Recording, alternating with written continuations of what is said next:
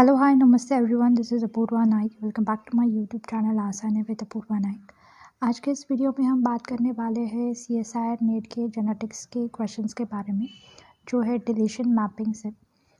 Deletion mapping से genetics में इतने ऐसे क्वेश्चंस आते हैं जो दिखने में बहुत ज़्यादा बड़े लगते हैं, लेकिन बहुत ईजीली हम इसे सॉल्व कर सकते हैं. तो आज हम ये क्वेश्चन सॉल्व करेंगे. क्वेश्चन सॉल्व करने से पहले I have request to all of you who watching this channel, who watch my videos and उनको ये वीडियोस अच्छी लग रही है, वो देख रहे हैं, तो प्लीज़ मेरे चैनल को सब्सक्राइब कीजिए. अगर आपके फ्रेंड्स जो CSIR की प्रिपरेशन कर रहे हैं उनके साथ ये वीडियोस शेयर कीजिए. सो चलिए आज का ये वीडियो स्टार्ट करते हैं. अगर इस क्वेश्चन को देखें तो location of 6 deletion show in a solid underneath the chromosome has been mapped to the drosophila chromosome as show in a diagram given below. So यहाँ पे ये डायग्राम दी गई है. क्वेश्चन को बहुत ज़्यादा बड़ा बनाया जाता है, लेकिन क्वेश्चन को सॉल्व करने के लिए अगर आपको एक बार ये समझ में आ गया तो आप ये कुछ भी नहीं पढ़ेंगे, डायरेक्टली क्वेश्चन पे कूद जाएंगे और 1 मिनट में आपको इसका आंसर मिल जाएगा. तो इसको सॉल्व कैसे करें? पहली बात तो आपको ये देखना है कि कहाँ पे यहाँ पे M लिखा है, कहाँ पे म्यूटेशन लिखा है. ठीक है, फर्स्ट ऑफ ऑल यहाँ पे हमें सिक्वेंसली जाना होगा. मतलब यहाँ पे अगर हम देखें तो फर्स्ट नंबर में बी में म्यूटेशंस है, तो स्टार्टिंग अब हम बी से करेंगे. तो स्टार्टिंग जो सीक्वेंस और सीरीज़ है, देखो यहाँ पे अगर यहाँ पे क्या पूछा है, the relative order of 7 mutation gene on the chromosome. Chromosome पे जो म्यूटेशन हुआ है उनकी सीरीज़ हमसे पूछी गई है, तो वो सीरीज़ क्या है वो हमें बतानी है. सीरीज़ फाइंड आउट करने के लिए पहले हमें ये देखना है कि फर्स्ट जो म्यूटेशन है वो कहाँ पे हुआ है, तो वो बी पे हुआ है. राइट, बी पे M लिखा है इसलिए बी पे हुआ है. अगर बी को म्यूटेशन हम कंटिन्यू करके देखें तो वो M के पास है. राइट, फर्स्ट वाला म्यूटेशन, और यहाँ पे डी पे भी है. लेकिन अगर हम देखें तो बी से हम सी तक जाना ज़्यादा इजी होगा, क्योंकि सी में सेकेंड में भी म्यूटेशन है, यहाँ पे थर्ड में म्यूटेशन नहीं है. तो सेकेंड मतलब यहाँ पे हम सी को कलेक्ट करेंगे जो सेकेंड वाला म्यूटेशन है. अगर सी के पास अगर हम देखें तो सी में, तो पहले अगर हम देखें तो बी में फर्स्ट अगर हम देखें तो वो बी में म्यूटेशन है. उसके बाद अगर हम कंटिन्यू करें इससे तो सी में भी है और डी में भी है. तो उसके बाद या बी के बाद एक तो सी आएगा, नहीं तो डी आएगा. अब हम देखेंगे कि उसके बाद सेकेंड में कौन सा म्यूटेशन है. सेकेंड में अगर म्यूटेशन है वो सी में है. राइट, इसीलिए हम सी को उसके बाद चूज़ करेंगे. राइट, बी के बाद है सी के बाद अगर हम देखें जो कि सेकेंड म्यूटेशन है डी में, लेकिन डी में यहाँ पे थर्ड म्यूटेशन भी है डी में. राइट, इसीलिए हम डी को सिलेक्ट करेंगे. उसके बाद अगर हम देखें तो ये लाइन यहाँ पे जा सकती है, दैट इज़ ई के बाद नीचे अगर हम जाए तो ई में उसके बाद भी म्यूटेशन है. राइट, इसीलिए ई.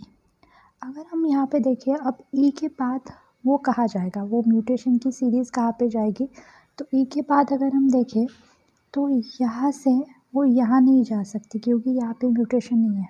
सो एफ ई के बाद नहीं आएगा. अगर हम आगे भी जाए जी में भी म्यूटेशन नहीं है, लेकिन हम यहाँ जाएंगे तो ए में वो म्यूटेशन है जो नीचे भी है. राइट, फिफ्थ में भी है. सो ई के बाद ए आएगा, और ए के बाद अगर हम देखें तो यहाँ पे एम है, लेकिन यहाँ पे म्यूटेशन है, दैट इज़ एफ में म्यूटेशन है. राइट, और एफ के बाद जो है वो जी में म्यूटेशन है. सो इसीलिए इसकी सीरीज़ क्या होगी, अगर हम देखें तो इसकी सीरीज़ ये होगी कि पहले जो म्यूटेशन है वो बी में है, बी के बाद वो सी में जाएगा, सी के बाद अगर हम देखें तो वो डी में जाएगा, डी के बाद अगर हम नीचे आए तो वो ई में आएगा, ई के बाद अगर हम नीचे गए तो वो ए में आएगा, ए के बाद जाने के बाद वो एफ में आएगा, और एफ के बाद जो लेफ़्ट है वो है जी. सो ये आ जाएगी अपनी म्यूटेशन की डिलीशन की सीरीज़ जो कि है सी. इसको कैसे सॉल्व करें, आई होप आपको यहाँ तक समझ में आया होगा. मैं फिर से एक बार आपको ये क्वेश्चन बता, दैट इज़ कि हमें सिर्फ चीज़ों को जोड़ते जाना है. जैसे हम बचपन डॉट्स जोड़ते थे और एक पिक्चर क्रिएट करते थे, सेम वे हमें सिर्फ डॉट क्रिएट करने हैं, सिर्फ डॉट बनाते या जोड़ते जाना है. पहले बी को जोड़ेंगे क्योंकि वो फर्स्टली है। उसके बाद अगर हम देखें तो वो डी में आ रहा है, डी के बाद ई, ई के बाद अगर हम आगे जाए तो एफ में नहीं है, इसीलिए हम ए तक गए, ए के बाद एफ एंड एफ के बाद जी। सो इन दिस वे हम ये म्यूटेशन सीरीज़ फाइंड आउट कर सकते हैं। सो इसका आंसर हो जाएगा सी।